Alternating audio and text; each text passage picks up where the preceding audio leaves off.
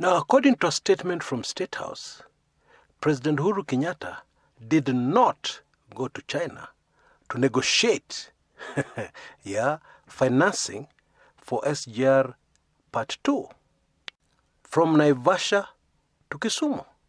That was not his mission.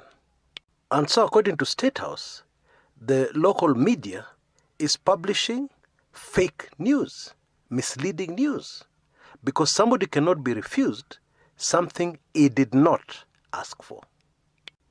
Now, some years back, I was a PR consultant, public relations consultant. Yeah, that was in another life. And one of the key rules I learned during my career in PR, a golden rule, is you can spin all you want, but never spin the truth into lies. Because in my view, this statement from State House has done a lot more damage than any good. Yeah, it's best if they just kept quiet, if they had no idea how to spin this one. Because sample this, Raila Odinga told us he was accompanying the president. And he told us their main mission is to get money for SGR Phase 2. We even got information about the government strategy in negotiating for this financing. We were told that part of the financing was going to be given in the form of a grant, which in simple language is free money. Although there's no free lunch in this on this world. Of course, they discuss certain favors. They'd give the grant knowing that they had something to gain from it. I'm talking, of course, about the Chinese. And all this time, when this information was widely available in the media and beyond, State House never came out even once to say, hey, hold on guys, you've got this wrong. The president is not going to China to discuss the SGR. Why didn't they come out with a statement then? They wait until the loan is not coming through. They wait until the negotiations do not achieve the objectives of our leaders from Kenya. And then they come out with a statement and they say it had nothing to do with the SGR. Now, in my view, sometimes you can have a very convincing lie that can almost pass for the truth. However, this particular lie is not even convincing. That's the truth. And so, before we go to the political repercussions, and other repercussions, let's answer a simple question. What went wrong? This is a simple question, but it's also a very big question, because it's the Chinese who did phase 1 of the SGR. It is the kind of project that would showcase the Chinese in positive light. And therefore, it's the kind of project the Chinese would be very keen, ordinarily, to see to the end, to see it through, to bend over backwards to make sure that it's a success, that in the very least it's completed. Because I think you know, and I think most Kenyans know, that the SGR from Mombasa to Nairobi doesn't fly. It's not financially viable. And my apologies, this is very stale news, because David D was talking himself hoarse, in 2017 and earlier, that the SGR was not viable. Even all the way up to Uganda, it was not viable. And so SGR from Mombasa to Nairobi, I think the word you can use here is not viable. The word to use is disaster. Our grandchildren and our great-great-grandchildren will still be paying off this loan long after we're gone. And for what? A line from Mombasa to Nairobi? A railway line that was so super expensive that there's absolutely no doubt that those who gained more were the cartels, the corrupt people involved in it. And most of that loan we're paying went into the private, personal pockets of individuals. Anyway, at least I've qualified where the railway line as it is now, is just a disaster.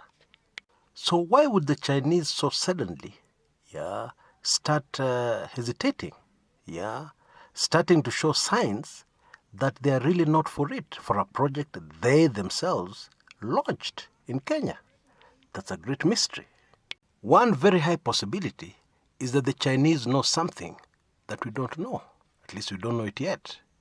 Which has caused them to want to put a little distance, not completely remove themselves, but at least put a little distance between themselves and the glorified SGR. The other possibility is much more chilling. You see, the greatest beneficiaries of the rejected loan application is who? It's the DP Ruto camp, politically.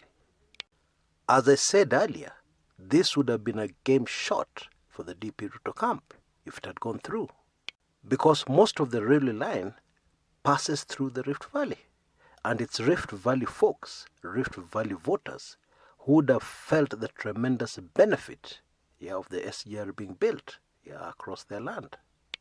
And the Chinese are not stupid. That they're not.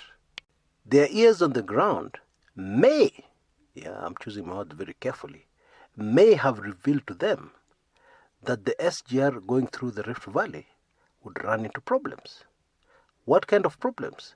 Political problems from supporters of the deputy president. What if these supporters got so emotional that they started sabotaging the work on the SGR? Now, admittedly, to some of those listening to this, you may just say, come on, Chris, get out of here. That's very far-fetched. But bear this in mind.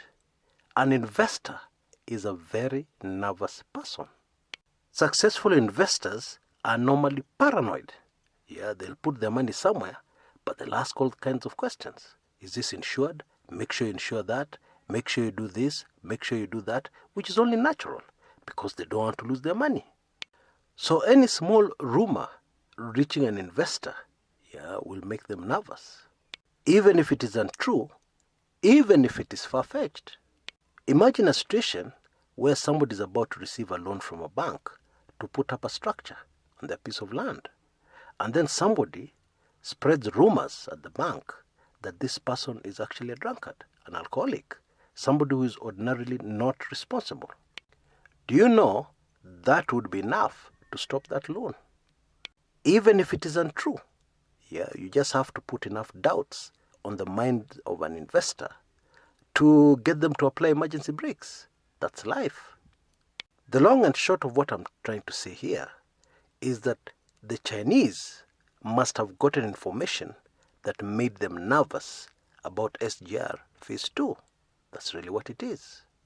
Because when President Uhuru Kenyatta and His Excellency Raila Odinga left the country, they were sure. When Raila Odinga was talking to his supporters in Kisumu, he was sure. Both sides of the handshake were very sure that this loan was coming through. So you can also be sure now that something went terribly wrong.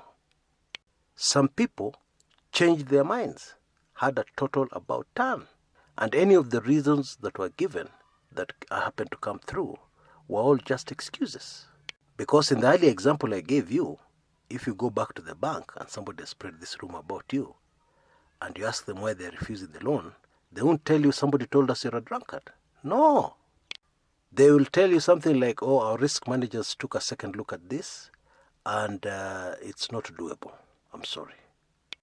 Or we will need to revise the interest rates we discussed. Revise them upwards. And also we need an additional security. All those are just stories.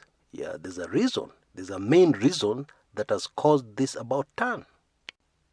Now, politically, this does not give any breathing space to the deputy president. Why? Professor Herman Manyora, who has a channel on YouTube, had a very interesting theory. Now, ordinarily, I hardly find the time to watch other people's videos. But Professor Manyora is somebody I respect. And I just came across this. I had a few minutes to spare and I took it in. And he says this: the fact that President Uhuru Kenyatta and His Excellency Raila Odinga were together, alone, in China for a few days is cause for great concern for the deputy president. And I agree.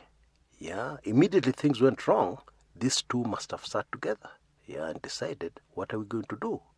And they must have a game plan cooking somewhere, which I'm very sure will become clear very soon, in the next few days to come, or weeks. Let's just wait and see. But this I can tell you, I am sure, they've cooked something. Until next time, this is Chris Kumekucha.